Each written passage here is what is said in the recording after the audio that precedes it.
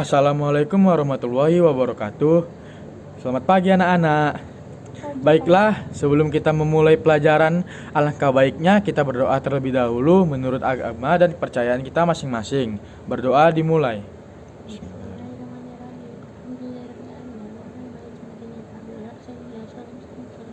Berdoa selesai. Nah, apa kabar anak-anak? Sehat semuanya? Sehat, Pak. Alhamdulillah sehat.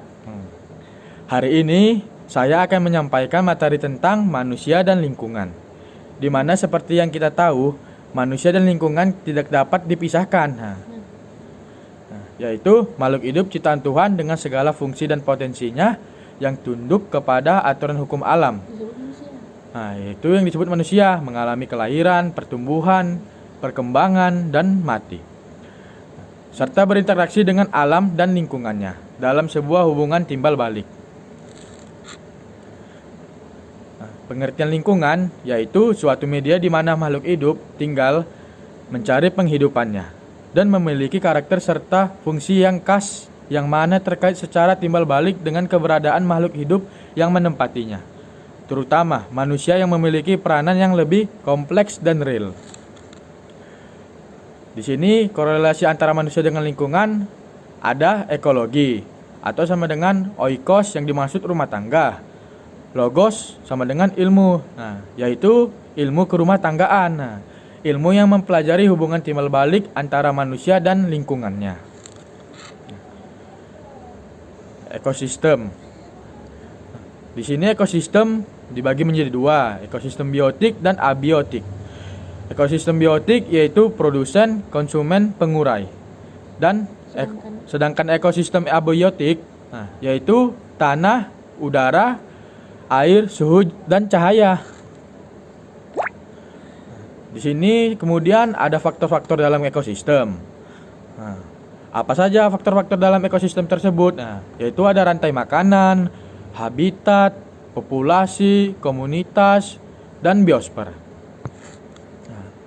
Pentingnya lingkungan bagi kehidupan di lingkungan masyarakat yaitu sebagai tempat mencari makan.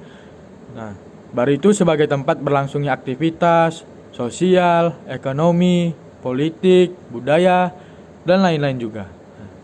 Baru itu sebagai wahana atau tempat bagi kelanjutan hidup manusia, dan sebagai tempat tinggal. Pengaruh manusia pada alam. Inilah yang harus kita perhatikan. Keinginan menyempurnakan hidup dan meningkatkan kesejahteraan, itu juga di manusia dan lingkungan. Terus memunculkan inovasi dan perubahan dengan iptek, dan terjadinya perubahan pada alam karena pengaruh iptek. Permasalahan yang timbul di sumber daya alam. Salah anak-anak, maaf ya. Ini penggunaan sumber daya alam, yaitu ada pertanian, hutan, air, bahan tambang. Di sini ada permasalahan yang timbul. Timbul di lingkungan masyarakat seperti banjir. Inilah contohnya, pencemaran, penebangan liar. Inilah contoh permasalahan yang timbul di lingkungan masyarakat kita ya anak-anak. Paham hubungan manusia dan lingkungan. Paham kosmogini, yaitu paham yang menyatakan bahwa manusia harus menyesuaikan diri dengan alam, karena alam sendiri yang mengetahui paling baik. Yang kedua, ada paham determinisme, yaitu paham yang menyatakan bahwa perkembangan manusia sangat ditentukan oleh alam lingkungannya.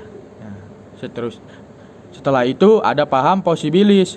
Posibilisme atau paham posibilisme adalah teori yang mengungkapkan bahwa manusia yang menentukan kehidupannya.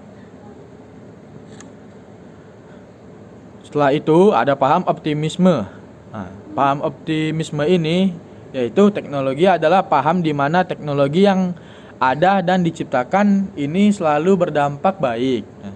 Tapi sebenarnya tidak, karena setiap hal yang tercipta pasti memiliki kelebihan dan kekurangan masing-masing. Itu ada juga. Setelah itu ketuhanan. Manusia dan alam semesta diciptakan oleh Tuhan. Manusia bukan penguasa alam, tapi hanya sekedar pembawa amanat di muka bumi dan menjaga di bumi ini. Jadi anak-anak, apapun pahamnya manusia harus tetap melakukan perubahan, termasuk perubahan sosial.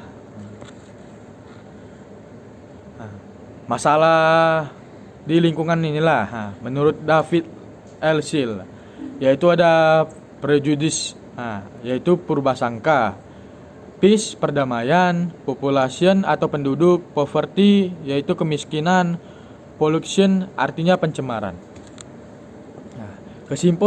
Kesimpulannya di sini anak-anak, manusia dengan kecerdasan yang dimilikinya serta pengaruh lingkungan akan menyebabkan evolusi dalam pemikiran dan menyebabkan terjadinya perkembangan peradaban sehingga iptek dan semakin maju.